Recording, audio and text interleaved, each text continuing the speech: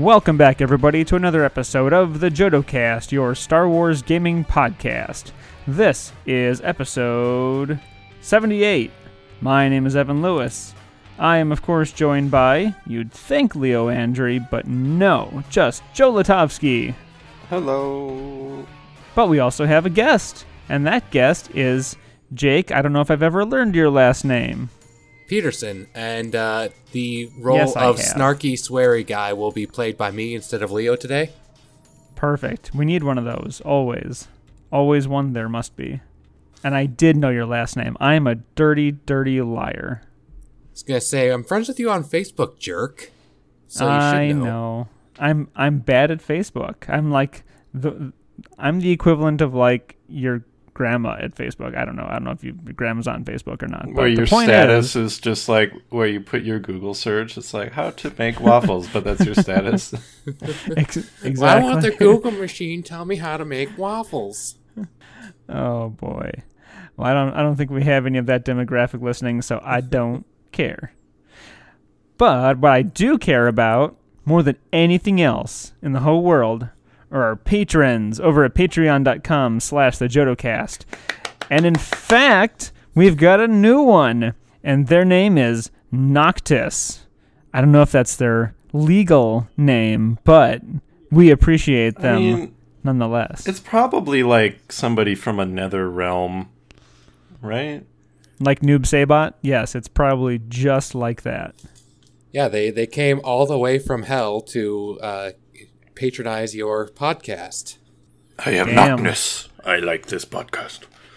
I think that's probably how it went. I have no podcast. doubt. Bring me more. I'm picturing more. like a cult that summoned Lord Noctis, and they're like, "Yes, what do you want from us?" And he's like, "What? No." And he just leaves, and he puts on some headphones. And he's like, "I'm listening to the JodoCast," and they're like, "Oh," and they go home and rethink their lives because you shouldn't be in a cult. The wonderful cat-scaring theme music. Yeah, I see, Evan. More evidence that we need to change our music. No crap. You scared a cat. One time I just put it on my phone speaker, and my cat just looks over at me like, "What the heck are you listening to?" I love that. That should be our new tagline. Want to scare your cat? Listen to this cast.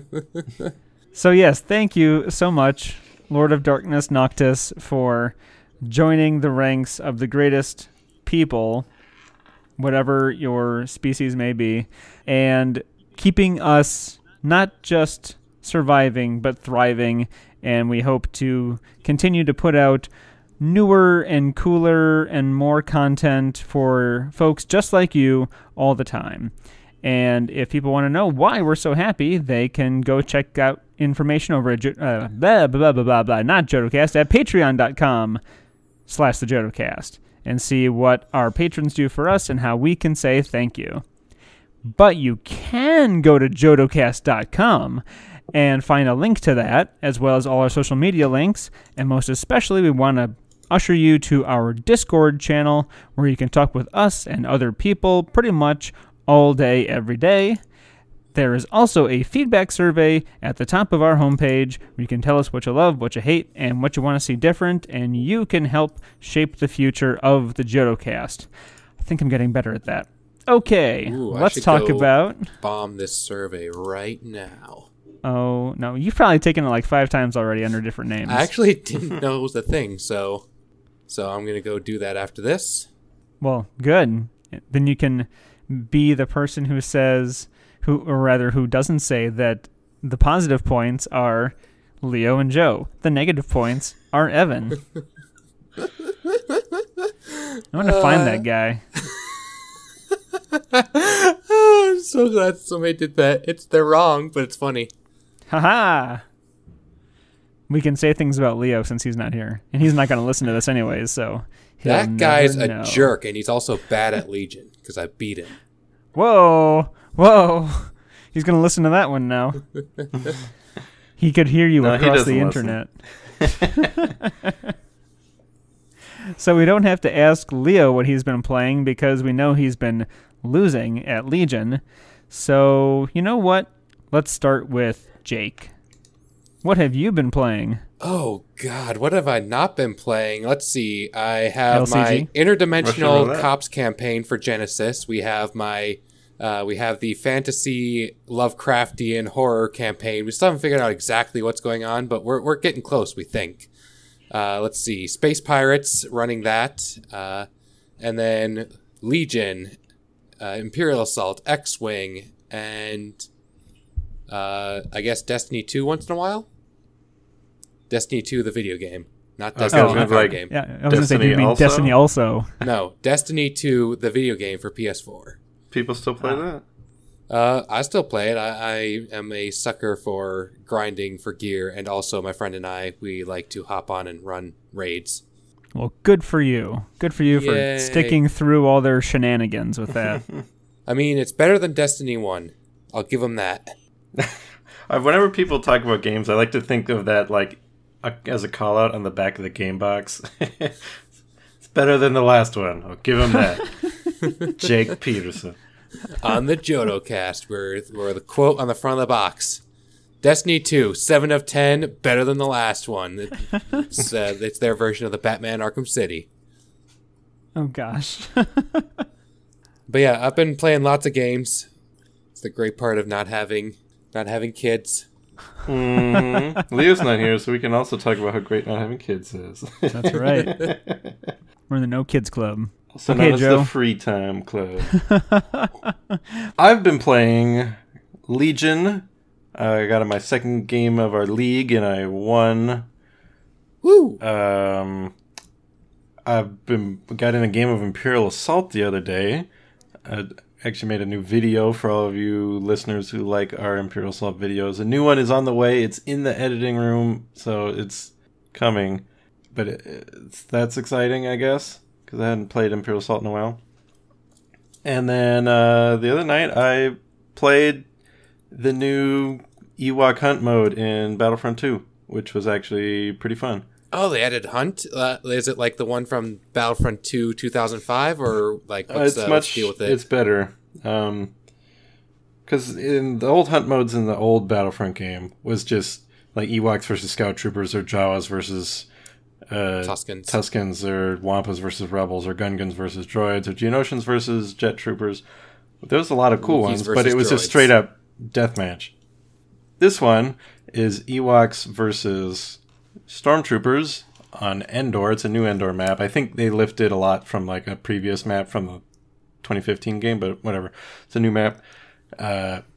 It's really, really dark. The only light is from like torches inside some caves and like burning embers outside in the woods. You have a flashlight. That's your only ability as a Stormtrooper. You're forced in a first person. Nice. Your flashlight has a limited battery life, and you have to let it recharge. It's kind of like a horror game almost. How many you're Ewoks, also how many Stormtroopers? forcibly equipped with the crying emote and the it's a trap emote. So all the Stormtroopers just like sit around crying. You start with 18 Stormtroopers and 2 Ewoks, but every time a Stormtrooper dies, they respawn as an Ewok.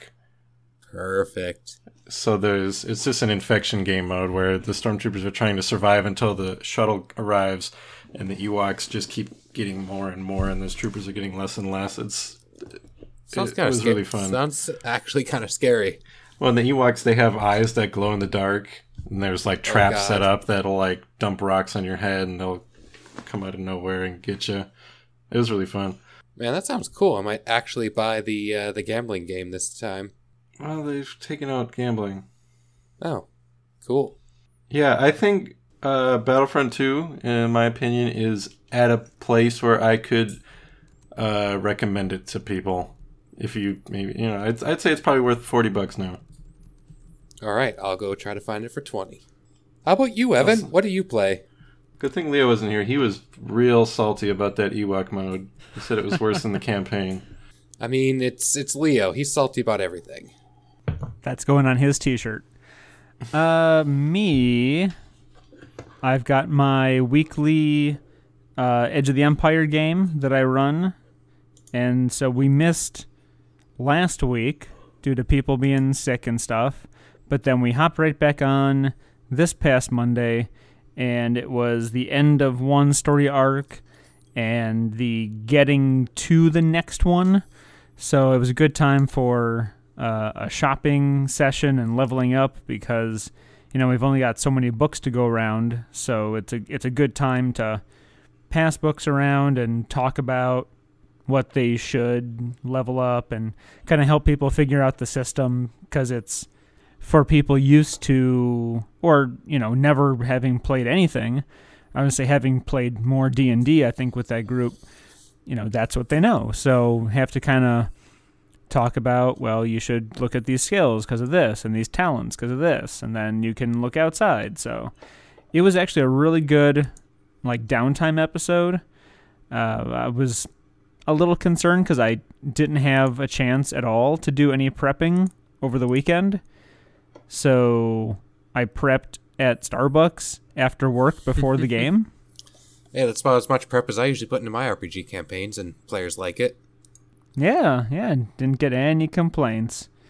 We didn't have any super colorful NPCs. Actually, no, I was really happy with an NPC that showed up right at the end that if you guys had been playing in the game, you'd have been like, oh, this is one of those guys. But none of them picked it up because they haven't watched Clone Wars or Rebels, so I'm not going to spoil it in case any of them are listening. Tell them to earmuffs right now, Evans players. Okay, you're fine to talk about it now. No. Well, I mean, to you guys, it'd be obvious. It was a clone trooper, an old survivor who showed up to be the pilot for these guys, and cool. one of the players is a droid, a big hulking droid, like a B2 battle droid.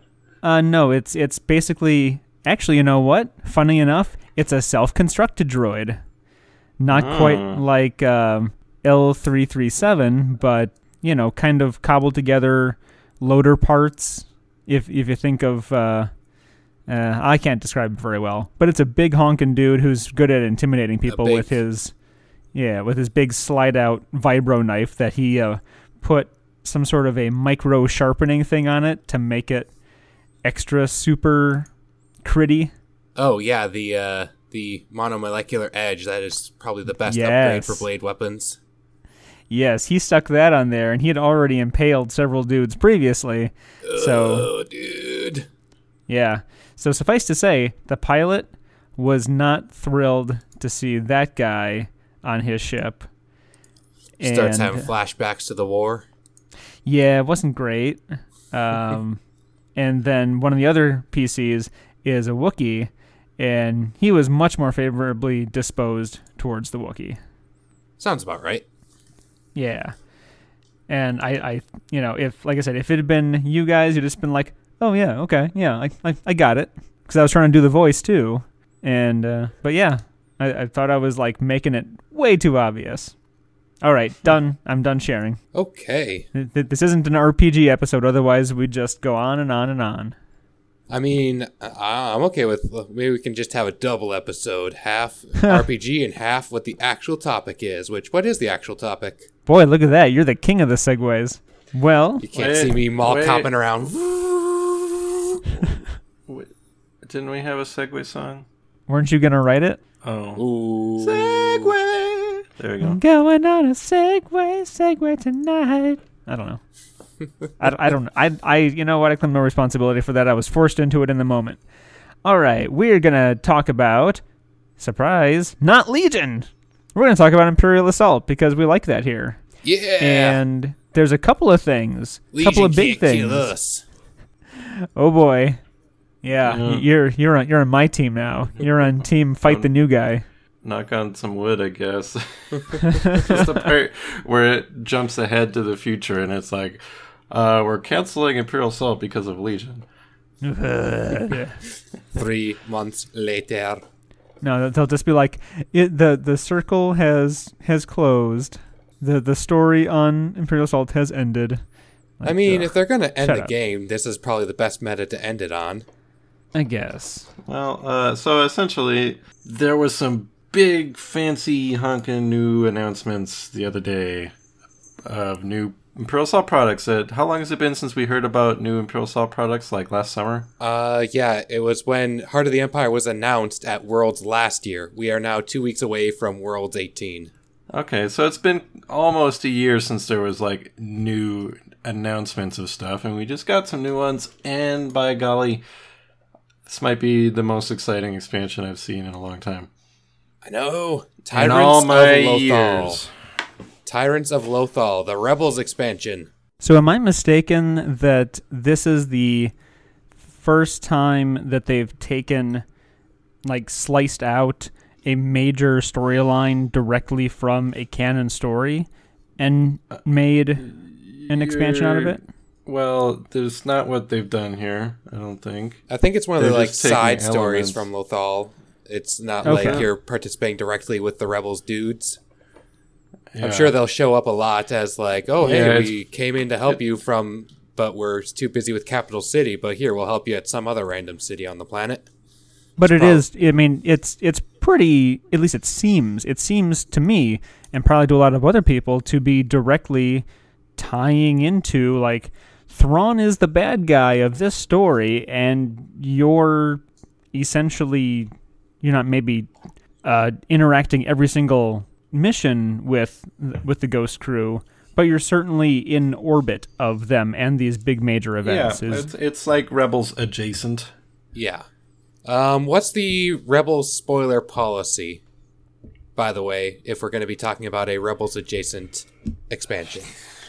I'm assuming most of our listeners haven't watched it, but I also assume I don't know. This is... Do we I mean, want how to many do weeks like has it been? up while, through season but 3? Also, like, come on, guys, go watch it already. Like, if they were going to watch it, they'd have seen it already. That's what I'm thinking, but... Maybe it might be fair to do through season 3 only? Sure. I don't know. Some stuff happens at the end. That ending. But we can't talk Yeah, about that it. ending. Season 3 only. We'll just go, ugh, that ending was so good. I'm sure Leo hated it. No.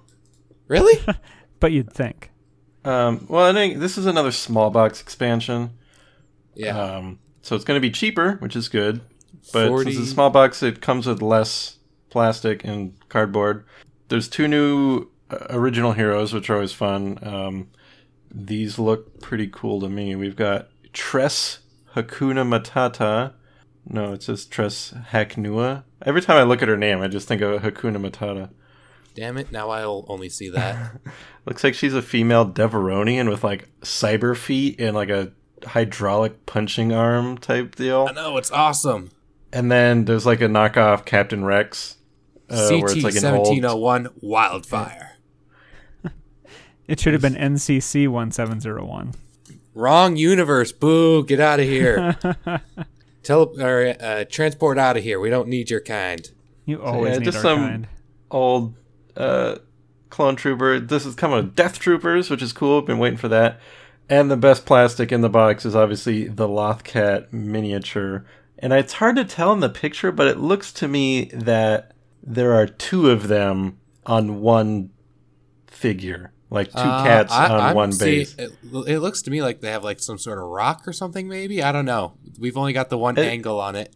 Yeah, it could be another cat looking directly to the right from the angle we're looking at it. But in any case, there's Lothcats, which is hilarious because now you can have them on your team or against you. In the campaign, I'm curious because typically, yeah, they were creatures rebel buddies. are against you, but in the show, yeah, they're like, you know, kind of good guys. I don't know. Maybe there might be maybe Ezra's mission is also you get Lothcats as an ally. I don't know. That would be cool. Yeah, I think it's really exciting. I haven't actually played the last campaign yet. There's still 2 campaigns I haven't played. But this one is exciting, especially because it's a small box. It's a shorter campaign, which means it's more likely that I'm going to get around to playing it. Yep, 4 missions. Probably. How many missions are usually in a big box? Big box is usually like 10 missions plus a finale plus potential forced missions. It's quite a chunk. Yeah, obviously I have not gotten into any of the box expansions yet. I'm still trying to wrangle people to go through and learn myself the campaign, but I've played enough to certainly really like it and know that this is the miniatures game for me. Yeah. No, you've chosen correctly. There's I like to think so. definitely two Lothcats on that miniature. One is on all fours, looking mad. The other one's sitting on his haunches, looking passive. Oh, is that what's going on? Okay, that's cool. And I'm excited to paint them, because I painted the next two to look like my two cats. And now that there's two Lothcats on one thing, I'll paint both of them on the one figure to look like my cats. But what about the other figures? Because it's a two-figure creature deployment. What? I'll paint them as whatever. Yeah. And the elites come with a normal pierce, like they just innate pierce 1, and they have the pounce ability, which is cool. On a small I need to base. look at the Lothcat that I homebrewed a long time ago and see how close I got. Yeah, we'll have to go through that custom characters thread on the FFG forums, which people should definitely add to because it's a fun thread, and see just how far off the mark everybody was with their Death Troopers. Oh yeah. Well, a lot of the stuff in these previews is just for campaign, and there's an interesting thing. Tress. Yeah, Tress's skirmish introduces. is cool. Well, she introduces a new token type for campaign, which I'm always a bit iffy on all these campaign tokens. They always seem like they're not super necessary. Because there was like Saska's device tokens and Loku's aim tokens, and there was some like bounty tokens, and now there's these tokens. The bounty tokens were for the Imperial player. You can put out bounties on all you guys, all the darn rebels. I always get stuck playing the Imperial player. I think I've played as a player once, and that was 1-on-1 against Joe. And well, these new tokens are called style tokens, which is weird. Like, it's attached to like the Fearnock style, like it's like a fighting style, but just calling them style tokens make me think, just like, oh my god, these so stylish. I mean, just look at her hair. It's not glorious. She needs more style. Yeah, gotta give her those tokens. There you go. Okay, we figured it out. That's the official canon explanation. Is the style tokens is to compensate for her hair. Honestly, her hair seems fine to me, but that's a little, I don't know, depends. It's probably good in Deveronian. True. She is a Deveronian, right? She's got two big nubs on her head. I would assume so, although I'm pretty sure it's said in a couple places that female Deveronians don't have horns. They just have, like, hair spots there. So maybe those are hair spots, or maybe she's some other mildly demonic-looking species. I don't know. I mean, she just looks like a regular human, but with two circles on her forehead, which I assumed were the Deveronian nubbers that females have. Yeah, I don't know. The other announcement, which is kind of the same announcement, but technically a different announcement, was the 4 new ally packs. Usually there's like 2 to 3 ally packs that accompany these boxes. I mean, they gotta get the rest of the Ghost crew out. So that right, makes sense. I was just waiting. I'm like, how long is it gonna take them to get the rest of these Rebels characters out? And now we're getting the Ezra and Kanan in one pack, Thrawn in his own pack, Hondo in his own pack, and Sabine and Zeb in their own pack. So 4 packs, 1, 2, 3, 4, 5, 6 figures. I would like it noted that Hondo has the best subtitle ever put on an Imperial Assault card, which is "Friend for Hire," which just describes him so perfectly. I like his in Destiny, his subtitle is "Respectable Businessman" or something. That's like also that. really great. Yeah, because I feel like he just wrote it himself. But yeah, his campaign ability states that when he declares an attack, the heroes must choose one to either increase threat by 2 or apply +2 damage to the attack results. So I'm thinking it'll probably be the same thing, but with VPs and skirmish. In which case, that would be a really interesting choice to give to people. Yeah, and it is called the Hondo Ohnaka Villain Pack because he's not a Rebel character. Usually anything that's packaged not under the Rebel faction is just called a Villain Pack. I know, which is lame because he helps the Rebels more than he helps the Imperials. They should. What I was saying was they should totally have put an agenda set and also a Rebel ally mission in for him, so that both sides could earn him. But unfortunately, it doesn't look like that is the case. So then would you have to, in order to use him, you'd have to use the original box agenda. Is it an agenda card? I can't remember off the top of my head. Yeah, the agenda cards are what the Imperials buy with their influence, and then or put them in as an ally mission so that the rebels could play a side mission to earn them as an ally. But oh well, it's just campaign anyway. Which I guess I sound like a bit of a jerk there, but I've always figured that if you're going to be playing a long-term Star Wars campaign thing, the RPGs are just flat better. I won't argue with that necessarily, but I know that there are certainly people who love doing dungeon crawls with miniatures, and that's exactly what they get here. True. But yeah, I was just thinking the other day, actually last week, about whether or not we'd be getting the rest of the Rebels crew at all, and I'm certainly happy that we are. Not that I'm anywhere near the point of, catching them all, but it's still really cool. It's still exciting to see that. Yeah, I think at this point, the only major players from that show that we don't have in Imperial Assault is Captain Rex and Agent Callus. Yeah, Callus feels like a big miss. Yeah, I think everybody else is represented in the game already. What about as Morgan? We need to get him in the game. Governor Price. Everything she does just jacks you up. She tries to, shoot the rebels and winds up blowing up the objective. Yeah, I'm just really excited for these expansions. I was so excited when Hera and Chopper came out, and that was a long time ago, and now we're finally getting the rest of the crew. Yeah. Which means, whenever they're out, maybe, I don't know if I have to wait till they're painted or not, but whenever they come out, we're going to have another episode of That Theme's Operational, where we can finally toss them all in one team. Yeah, assuming that the skirmish prices reflect the campaign prices, you should be able to run all 6 of them as a squad with room for some upgrades. Yeah, we might have to raise the bar on that cost, though, to fit Ahsoka in. But then you'd be stuck with Ahsoka. Yep, that's fine. Sorry, I have to maintain my persona, even on this podcast, of being an Ahsoka hater. I just don't think she's the best, like everybody thinks she is, but now I'm just the Ahsoka hater everywhere. Well, and I actually haven't really been that into the skirmish mindset since regionals in December.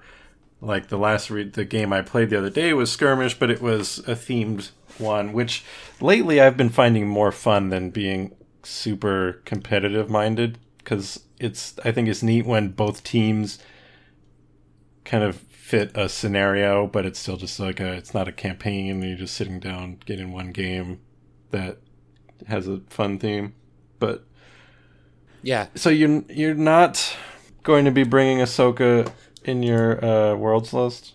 Nope. I am not even looking at Rebels. I have 3 lists I'm kind of shuffling between, but yeah, none of them are Rebels. It's just not my style. Oh, I think I skipped a couple bullet points. No, that's all right. In fact, I was going to wrap up this segment and get to the next major Imperial Assault topic. But you know what? I also want hardcore statistical and meta-analysis of the newly revealed units. Stay tuned to the Twin Troopers podcast. Yeah, because that's definitely not something we do very often over here. But yeah, I don't involve math in my gaming too much. I did want to actually ask your opinion, Jake, on... So, do you think Imperial Assault is winding down? I know everyone was like, oh, this guy's falling, it's over, Legion has killed this game. And then all of a sudden there's a new article and everyone's like, oh. Yeah. But I knew, I figured there was going to be at least one more expansion, but... right. But do you think this is it? I desperately hope not, but I don't really think so. I think that they kept the LCG going for how long after it was after it had reached and also the point is it's reached the point where there's a really dedicated and vocal group of people who keep it alive. But so hopefully that'll... You're describing the LCG. Yeah. And look what happened to that. I mean, the LCG people said it's dead, stick a fork in it.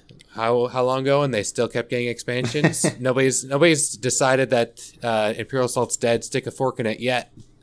So I'm hoping to get at You'll least 3 continue to more be years happily out of it, but- surprised. It's still my favorite game, but also like my storage capacity is getting close to maxed out. So if it ended, I'd be like, oh, okay. And I got it all painted, so it's like, if it stopped, it'd be okay.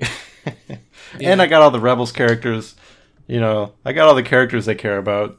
Yeah, I just really like. I think it's a really excellent it's my competitive game of choice at the moment, and I just think it's really good at that. Like right now, it's been the best meta that we've literally ever had in Imperial Assault. So, actually fine with the fact that they're not getting new stuff for a while. Like going into Worlds 2018 is going to be the most balanced Worlds ever. You sure about that?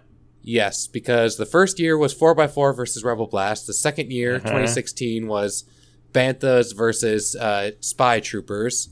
The 2017 was nothing but Hunters. And then coming into 18, all the factions are relatively balanced against each other. So you're expecting in the top 16, there'll be a roughly even spread of factions. And amongst those factions, there won't all be the same units in each. So each Rebel list is going to have something slightly different in each Imperial list and so on. Yes, I think, judging by the regionals results and what people have been chatting about in the Discord servers, the Slack channels, and the Facebooks, is I'm thinking we'll probably see. I would expect to see probably 8 Imperial. I'm going to say 5 Rebel and 3 Mercs is going to be my guess for top 16. And if any of that happens, you can hear us talk about it here on the Jodo cast, and also on Twin Troopers. Wait, don't tell me. Well, in the talkie of meta stuff, because segues, we did get a new rotation map that everyone was kind of... Did you expect this to happen? I knew it was going to happen. No, I didn't know, but every year, 2 weeks before Worlds, they switch the maps like clockwork. And so Jabba's realm is out, and I don't even, what's the name of it? Jabba's palace is out, and the U-Screw or U-Screw or something, U-S-C-R-U, U-Screw. I'm just going to go with U-Screw Entertainment District and assume it's a red light district. Oh man, yeah, that's probably it. Anyway, when you walk in, there's like someone there like "you screw" with a question mark at the end.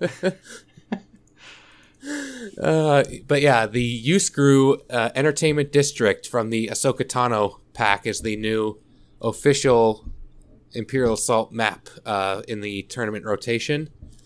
So it's a very interesting map. There's more stuff on this map in the terms of blue and red terrain than honestly any other rotation map that I can think of off the top of my head. Maybe the Mos Eisley Cantina. What about that old Leia map? That had a lot of blue and red. Yeah, that one had the turret out in the middle. That got pretty weird as well.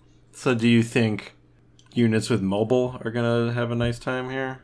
Yeah, I think Jet Troopers definitely will, because there's a lot of red dotted lines that they can just ignore, and then there's a lot of red solid lines that they can hide behind and still get around in.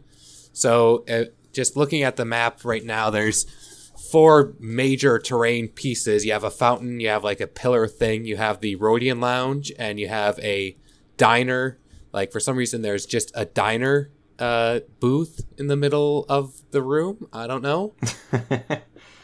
But yeah, it's there's a lot of blue and red terrain, so it's going to definitely be. So yeah, Jet Troopers, massive figures, are going to have a field day here.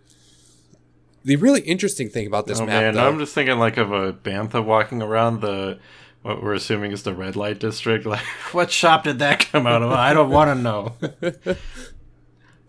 Oh no, everything's going wrong. But yeah, the other interesting thing about this map is the doors. the doors separate the deployment zones from each other almost completely. There's no way to start from one deployment zone and get shots into the other round one because of the fact the doors are locked and they block off the center areas from each other. And then they're locked, and each person opens one door at the end of each round. So it'll take till the end of round 2 before all the doors are gone. So that gives you. So at the beginning, at the first round, the terminals are actually very protected. But at the end of the first round, if your opponent wants to, they can take away the door that protects the terminal and just open it up to, hello, we're going to shoot you now. So I definitely think it's going to be very interesting. I got in one game after regional season. I just decided to play some of the new maps to figure them out. And the game I played on this one was a Imperial Troopers list versus a Rebel Rangers list. So it was a very close range list versus a very long range list. And I was able to use the Jet Troopers and use the Sentry Droids and Riot Troopers to stack them up outside of one door and then just open that door at the end of round and rush in. When normally on most other maps, to rush in on the first round, they take a bunch of fire without being able to return much of anything effective. So I think it's definitely a big change in the meta rotation because the Jawa's Palace going out, it had a lot of long sight lines as well as the maze where you could get some crazy shots as well. So I'm really excited to play a few more games on this, hopefully get in enough practice that I'll be able to do well at Worlds. And holy crap, I've been talking a long time. What do you guys think? I was just about to ask you if you know what you're going to be running at Worlds. Like I said, I have it narrowed down to 3 lists. 2 different variations of Weequay Pirates. One using Sentry Droids and one using Rebel Rangers. Might also just switch back to the Iggy Pirates, IG-88 and Pirates that I ran at Regionals. Or the Imperial list I was talking about, which this map I don't think it's as good on, but that one is 2 regular Riot Troopers, 2 Jet Troopers, a set of Sentry Droids, and 2 officers. But yeah, I'm going to a tournament this weekend. That's like a Worlds prep tournament, and I'm going to be hopping on Vassal at any free moment, which I don't have many of, but I should be able to get in a few more games extra there as well. So as someone who has not played as much as I would like, obviously, and certainly not at any sort of competitive event, I'm mostly focusing on campaign just because that's what I'm able to do. But it sounds like the unique named characters don't really fit into the meta very much, which I think they people do. looking. I just don't. Oh, play do them. they? Okay. Yeah. Part of the reason that I really like the Heart of the Empire, and what they did was in the first wave of this game, the named heroes, your Darth Vader, Han Solo, Chewbacca, they were all criminally overcosted for what they did. Yeah, I remember that. Yeah, so what they did in Heart of the Empire was they released attachments that fix them. So Chewbacca got 4 points knocked off his cost. Darth Vader got 5 points knocked off his cost, which is insane. And then they also gave them extra abilities. So Han and Vader get extra shots at end of round, and Chewbacca gets to draw his command card for free and can perform the slam action for free. So they actually bring, so between those, the previously released IG-88 fix card, and the fact that Jedi Luke Skywalker is really good, so there's 5 very playable Titan or Queen class figures available that are named characters that people like and like to see on the table. Which is, it's just that my personal play style, I like to use swarms, but like I said, one of the lists I was looking at was IG-88. Han Solo is pretty fun. Darth Vader is so much fun now. He's great. So if you had a fight between IA Vader and Legion Vader, who'd win? IA Vader, because he gets 2 attacks. But we would have to convert which dice system are we using and how do we convert the attack pools, and it'd just be a big thing. All right, how about which you have maximum amount of, or you have equal point value of Rebel troopers in both games against only Vader. Which one is scarier? Let's see. Rebel troopers. Are we assuming?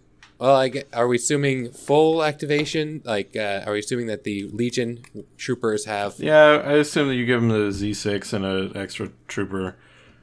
Oh, yeah. In that case, the troopers win hands down. The Rebel trooper unit versus Vader in Imperial Assault, I would bet on the Vader. For an equal amount of points, that would be 1 full squad plus 1 extra. Yeah, I'd bet on Vader versus 4 Rebel troopers. He can take one down with his normal attack, 1 down with his end of round attack. So there's half down in the first round, and they're not going to be able to hit much damage onto him. So the Rogue One award for most dead Rebel troopers goes to Imperial Assault Vader. Actually, that kind of brings to the forefront a question that was kind of lingering in the back of my head, is that we've got the Rebels folks now. Do you think we've got any chance at all of seeing any of the Rogue One people show up before the end? I mean... no. Yeah. They're all dead, but they also had an entire... The thing is, they don't fit as well because they were, like, Cassian and K2 are the most likely to me because they were actually rebels for a long time doing rebel stuff. The rest of them were rebels for the duration of that movie. Yeah. It's like Jyn shows up and then she dies 3 days later.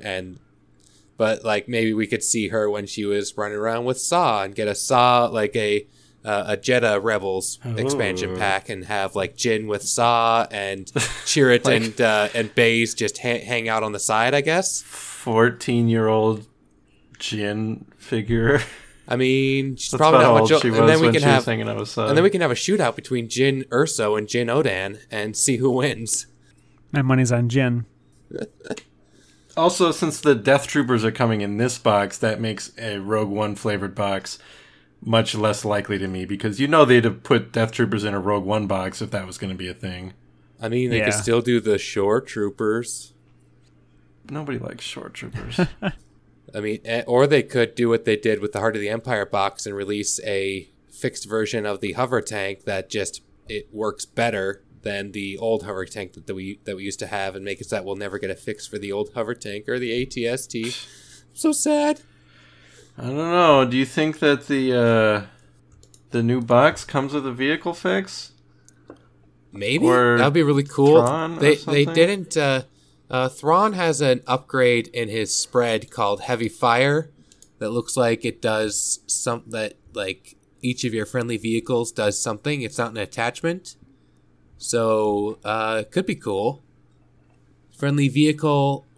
And it looks like there might be space there for a heavy weapon. Otherwise, it's an Imperial, but because it's a neutral upgrade. If it was vehicle only, then only Imperials could use it, unless there's Rebel vehicles on the way. But I highly doubt that being the case. So I think it might be trying to hot fix the Imperial vehicles. But in that case, then you would just take Jet Troopers and ATDP because they're already good. Oh yeah, Jet Troopers are vehicles. Yeah, that's the problem, is that what I was really hoping they'd do is put out the ATDP and have it be overpriced, and then also have a fixed card in with it, like packaged with it, that would also apply to the ATST Weiss and the repulsor tank, but they didn't. So you're going to make top 16 again? For those listening who don't know, I've made top 16 2 years in a row now, and I'm hoping to make it again, but honestly, my overriding goal is Dice, which is top 32. Then if I make top 16, cool. If not, then I get to play in the 4-player tournament on that day instead. I want to play in the 4-player tournament, but I think I'm going to be busy. I mean, you're the one who decided to be a judge instead of just showing up. Should have just showed up. They won't actually check your badge. I can't afford to just show up without being paid to be there. Money's terrible. But yeah, you're right. But yeah, no, it's stop by the 4-player thing, say hello, and feel free to jump by and razz me, or jump by and razz me at top 16, especially if I'm on stream. Especially while if there's a lot of pressure. Hey, nice pirate. Your mom painted that for you? That's when Joe shows up with his cowboy hat and spurs. callback to the last episode. Oh, I haven't heard that one yet. Now I'm very curious. Yeah, see, this is how you do it. You drop callbacks that they're like, oh man, I bet that would have been really funny if I'd actually listened to the last one. I listened to it. And then he'll leave a comment on iTunes saying, that episode was really funny. I mean, 5 yeah, stars. I'll just be the only commenter on, and then I'll leave a comment on YouTube as well. The only commenter ever on YouTube. Do you listen? Do people people don't listen on YouTube? But I guess listen they on do. YouTube. Like 10 people do. Yeah, they don't block YouTube at work, so I listen there. Huh. Did they block jodocast.com at work? No, but every time I go to a gaming website, it will within minutes apparently read the keywords and then block it right away. So I just don't go to the website unless I want to read an article, and then I'll just accept the risk there. Do you work at like Amazon? No, I work at a bank and they have a very strict policy because they don't want people's information to get compromised. Oh, I guess that makes more sense. Trying to protect consumers rather than stifle your sanity. Yeah. Yeah. Oh, well. I guess I'll sort of let it slide a little bit. Don't worry. I still listen. I don't listen. I lived it. What else do you have on your awesome sheet of questions that I can't see? I'm like trying to look over at your desk, but nothing's on. I can't see it. That's Well- it. We're done. Yeah, more or less. Last episode, we were asking Joe about what his experience was like at Worlds as a player, but as a judge, rather, him. Now, you as a player, you've been there multiple times. You just said as much. I've been to every Worlds competition for this game, and So you would recommend people go, even if their hopes are not terribly high of necessarily winning. True. Yeah, I definitely would. The first year I went, I wanted to go better than even, and I did, even though I was using not the best list. But I had a crap ton of fun. Yeah, Joe was also there. You can probably go back in the archives and find the episode we recorded about that experience. But yeah, as a player, FFG Worlds is just a magical time. It's like a con, but it's nothing but games. You don't spend all day wandering around looking at all the stuff that you're like, oh, I want to buy that, but do I really want to buy it at $50? It's just nothing but games, nothing but hanging out with cool people. I'm part of a large Airbnb house group, and we're trying to figure out which bars and restaurants we all want to go to as a group. It's going to be a lot of fun. I'm looking forward to it. Well, I know Joe is certainly looking forward to having you compete in the first ever Loop and Chewy World Championships. Oh, I'm so sad, but unfortunately, I'm going to be on a plane going out to my friend's wedding because I got lucky this year. I was actually planning to not be able to make Worlds, but because of that wedding, but they scheduled it for Wednesday and Thursday. My flight leaves on Friday, so I'm going to be partying it up on Thursday and then getting to the airport at like 3 a.m. to sleep it off on the plane. Wow. And then I'm going to go out, party it up all Worlds is weekend. Wednesday, Thursday out. I was like, who has a wedding on a Wednesday, Thursday? Fly out on Friday, hang out Saturday, wedding Sunday, fly out at 3 a.m. from Monday morning. It's going to be one hell of a week. All right. Well, that's it for questions from me. Joe, if you got anything else for Jake, or you have anything else for us? Bleh. I Bleh. can talk. Sorry. Bleh. It is well past my bedtime here, so I'm just starting to get kind of chatty. So I apologize to the listeners. If you ever want to hear me in my terrible voice when I'm not being super loopy and chatty and actually sticking on topic and making cogent points, then you should totally listen to me on the Twin Troopers podcast, an Imperial Assault focused podcast where Eric and I, my co-host, we get on. We try to do really accessible things for the Imperial Assault skirmish scene. So we generally focus on unit reviews and strategy reviews.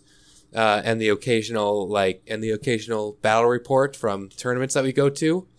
But we try to keep it as accessible as possible to newer players so that people can catch up with what everybody else knows on the Imperial Assault. So if you're just getting into Imperial Assault, or we also try to put in as much information as possible to make it worth listening for the old hands. So if you're at all interested in Imperial Assault Skirmish, go listen to the Twin Troopers podcast starring Eric and Jake.